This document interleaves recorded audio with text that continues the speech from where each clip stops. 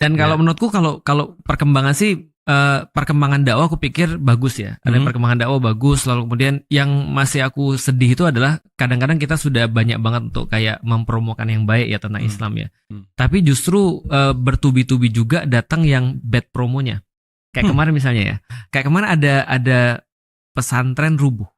Ya kan ya. Pesantren rubuh terus ditanya sama orang pesantrennya, kok bisa rubuh? Jawabannya qadarullah. Itu kan jadi kan semua yang kita bangun tentang Allah itu kan tiba-tiba jadi hilang dengan alasan ini kan ya. Seolah-olah kalau misalnya ya orang lihat secara kasat mata aja kolomnya udah setipis itu gitu maksudnya. Nah, kemudian ketika rubuh orang bilang qadarullah. Lah kan kita udah promo Islam kan agak sulit ya.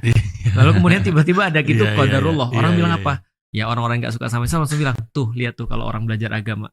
Gak perlu lagi belajar yang lain. Gak perlu lagi punya ilmu yang lain. Belajar agama aja udah cukup, yang penting gak disalahin. Padahal ya, tolong dikoreksi kalau salah. Tapi jangan marah ya. Tapi pernyataan qadarullah itu justru mengesankan itu orang gak punya ilmu lain. Benar.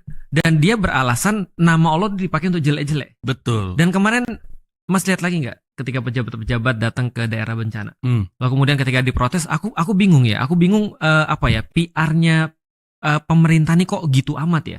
Sekarang ini ketika bukan sekarang. Kemarin ketika kita lihat pas bencana, itu yang mereka rame adalah klarifikasi. Klarifikasi tentang disuruh tobat, klarifikasi tentang kenapa kamu megang beras. Tapi bukan bencananya ini yang diomongin. Jadi yang paling penting bagi mereka tentang mereka sebenarnya, bukan tentang yang lain. Betul. Dan klarifikasinya itu loh bawa ayat, kemudian pakai nama Allah dan lihat komen-komennya kayak apa. Inilah agama, mabuk agama dan segala macam. Nah itu sedihnya di situ sih. Ya pemerintah mah nggak bisa diapa-apain, pejabat nggak bisa diapa-apain.